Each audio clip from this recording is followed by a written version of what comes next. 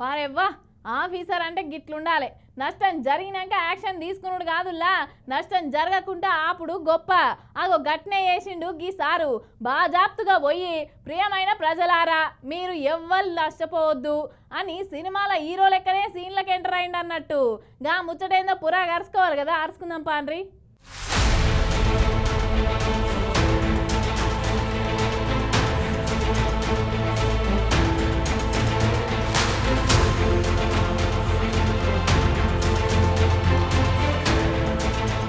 Sir దిగిండంటే వారు one side అవ్వాల్సిందేనబ్బా. Hyderabad లో ఎక్కడ అక్రమంగా కట్టడాలు కట్టినా కట్టబోతున్నా అక్కడ రంగనాథ్ సార్ ఉంటాడు అంతే. ఇటు ఉన్న ఔటర్ రింగ్ రోడ్ అద్దు, ఆ లోపల ఎవ్వాలన్నా అక్రమంగా నిర్మాణాలు కట్టిర్రనుకో ఆడికి హైడ్రాతో పాటు బాహుబలి బుల్డోజర్ వస్తది. ఈ ఒక్క శంషాబాద్ లోనే 100కు పైగా అక్రమ రిపోర్టింగ్లు ఉన్నాయంట. అగో గాల సంగతి అరుచుకుందానికే సార్ ఇవాళ సీన్లకు దిగిండు. అగో గీ సార్ లాయర్ అట.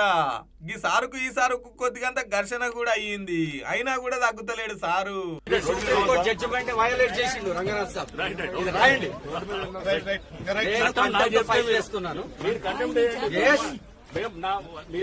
రావాలి ఇవాళ అది కూలగొట్టి అన్యాయం చేశారు.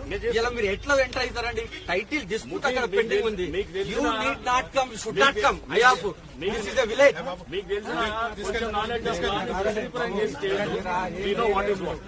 అగో ఈ లేఅవుట్లు 2 తీర్లున్నాయట. ఒకటేం పర్మిషన్ తీసుకొని ఎక్స్పైర్ అయినాయి, ఇంకోటేం అసలు పర్మిషనే లేదట. గవర్నమెంట్ కు రూపాయి సొమ్ము కట్టకుండా ఇష్టం వచ్చినట్టుగా చేస్తున్నారట.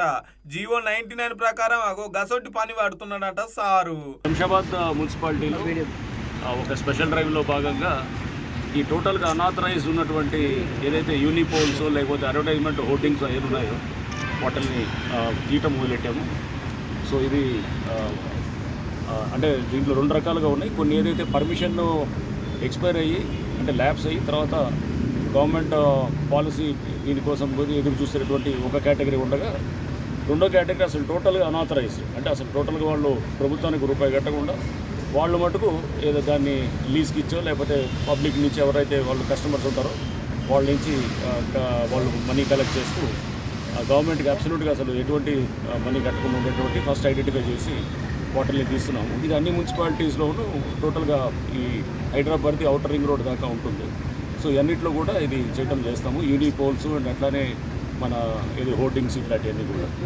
అండ్ ఈ ఏదైతే కనుక కొంత క్లారిటీ కావాల్సిందో అది కూడా మేము గవర్నమెంట్తో డిస్కస్ చేసి దాని మీద కూడా ఇది పాలసీ గురించి కూడా వాటితో డిస్కషన్ చేసిన తర్వాత ఫర్దర్ మా కార్యాచరణ కూడా ఉంటున్నాం.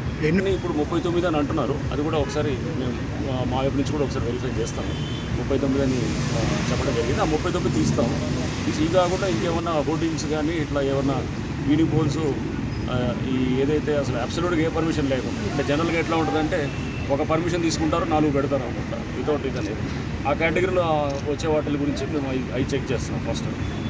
పబ్లిక్ పైసలు తీసుకొని అలా మోసం చేస్తున్నారు. పబ్లిక్ మీరు కూడా కాగితాలు బరాబర్ ఉన్నాయా లేవా అని చెక్ చేసుకున్న తర్వాతనే మీరు ఏదైనా కొనాలనుకుంటే కొనుక్కోరు కానీ అడ్డగోలుగా కొని ఆగమయ్యి మళ్ళా మీదికెళ్ళి మమ్మల్ని బదనాం చేయకుర్రా అంటుండు సారు.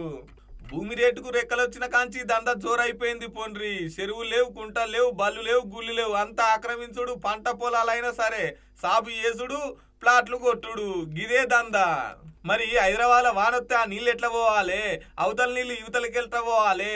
అదేం లేదు, రోడ్లను కూడా కబ్జా చేసి ప్లాట్లు కొట్టుడు. అవో గసంటోళ్ళ పని పడతాందుకే ఈ హైడ్రా దిగింది అన్నట్టు. ఇంత ముందుకు కట్టినై కూల కొట్టుడు చూసినాం గానీ ఇప్పుడు కట్టకుండా కూడా చూస్తున్నారంటే ఈ హైడ్రాను తారీఫ్ చేయాల్సిందేనబ్బా.